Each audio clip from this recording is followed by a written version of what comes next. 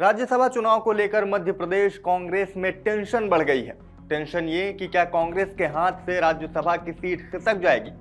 ये सवाल कांग्रेस को जो एक के बाद एक झटके लग रहे हैं उसकी वजह से उठ रहे हैं। पहले निर्मला सप्रे, फिर मुकेश मल्होत्रा का मामला और अब राजेंद्र भारती। इन झटकों के बाद कांग्रेस का गणित राज्यसभा चुनाव में कैसे गड़बड़ा सकता है, आपको विस्तार से बताते हैं। नमस्कार, मेरा नाम शिवम द्विवेदी है और आप देख रहे हैं अमर उजाला मध्य प्रदेश छत्तीसगढ़। मध्य प्रदेश में जून में राज्यसभा की 3 सीटें खाली हो रही हैं। 2 सीटें भाजपा के डॉक्टर सुमेर सिंह सोलंकी और जॉर्ज कुरियन की हैं, तो वहीं एक सीट कांग्रेस के पास है जिस पर दिग्विजय सिंह सांसद हैं। और अब इसी खाली हो रही सीट पर बीजेपी की नजर है और इसके लिए बीजेपी ने सियासी बिसात पर चाल चलना भी शुरू कर दिया है। आधी रात को राजेंद्र भारती की सदस्यता जाना भी बीजेपी की इसी बिसात का हिस्सा माना जा रहा है। अब कांग्रेस के लिए सियासी समीकरण किस तरह बिगड़ रहा है, उससे पहले राज्यसभा चुनाव का गणित समझते हैं।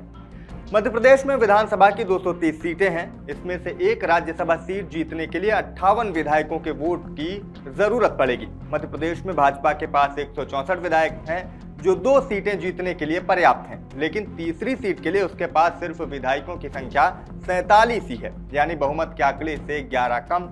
तो वहीं कांग्रेस की बात करें तो कांग्रेस के पास पहले 66 विधायक थे, लेकिन अब ये संख्या घट गई है, क्योंकि पहले छिंदवाड़ा के मरवाड़ा से विधायक कमलेश शाह और विजयपुर से विधायक रामनिवास रावत इस्तीफा देकर भाजपा में शामिल हो गए थे। इसके बाद जब उपचुनाव हुआ तो भाजपा की सीट से कमलेश शाह चुनाव जीते, लेकिन रामनिवास रावत कांग्रेस के मुकेश मल्होत्रा से चुनाव हार गए, जिसके बाद कांग्रेस के विधायकों की संख्या 65 हो गई। लेकिन ये सभी 65 विधायक राज्यसभा में वोटिंग नहीं कर पाएंगे। अब आप सोच रहे होंगे कि ऐसा क्यों है, तो ये भी बता देते हैं। दरअसल विजयपुर विधायक मुकेश मल्होत्रा चुनाव नामांकन फॉर्म में गलत जानकारी के कारण सदस्यता खत्म होने के दायरे में आ गए थे। हालांकि कोर्ट से उन्हें राहत मिली और राहत मिलने के चलते उनकी सदस्यता तो बच गई, लेकिन कोर्ट के आदेश के अनुसार वो राज्यसभा चुनाव में वोट नहीं डाल सकेंगे। तो अब राज्यसभा चुनाव में मतदान के लिए कांग्रेस के पास बचे 64 विधायक।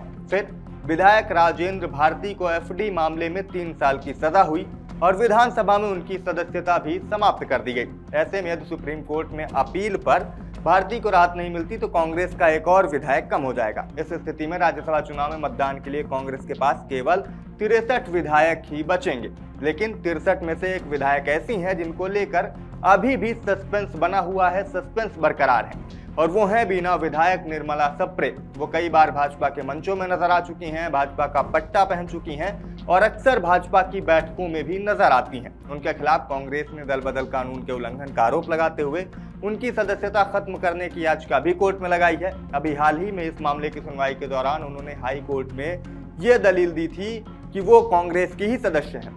भले ही उन्होंने ये कहा है कि वो कांग्रेस के विधायक हैं, लेकिन उनको लेकर कयास यही लगाए जा रहे हैं कि वो कांग्रेस उम्मीदवार के पक्ष में मतदान न कर बीजेपी को वोट कर सकती हैं। और अगर ऐसा हुआ तो स्थिति में वोटिंग के लिहाज से कांग्रेस के पास विधायकों की संख्या सिर्फ 62 ही रह जाएगी, 62 में ही सिमट जाएगी।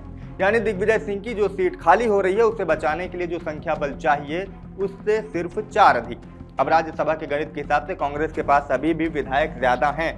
ऐसे में बीजेपी को सीट हासिल करने के लिए कांग्रेस विधायकों की संख्या 58 से कम करनी होगी और इसके लिए बीजेपी कांग्रेस के 4 से 5 विधायकों से क्रॉस वोटिंग करा सकती है, या फिर इन विधायकों को सदन में अनुपस्थित रखकर भी सीट अपने पक्ष में करने की कोशिश कर सकती है।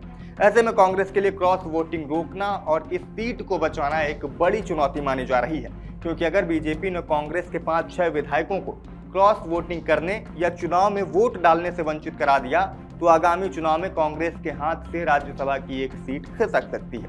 और भाजपा सूत्रों की माने तो इन दिनों पार्टी का केंद्रीय नेतृत्व इसी फॉर्मूले पर मध्य प्रदेश के नेताओं से काम करा रहा है और इसी बात को लेकर कांग्रेस में टेंशन है कि कहीं उसकी जो राज्यसभा सीट खाली हो रही है वो उनके हाथ से खिसक ना जाए। फिलहाल इस पूरे मामले को आप कैसे देखते हैं, आपको क्या लगता है, कमेंट करके हमें जरूर बताइएगा। बाकी मध्य प्रदेश और छत्तीसगढ़ की तमाम खबरों के लिए देखते रहें अमर उजाला MPCG। आपके राज्य की खबरें, आपके शहर की खबरें सबसे पहले जानने के लिए देखते रहें अमर उजाला। चैनल को सब्सक्राइब जरूर कर लें और पाएं हर अपडेट।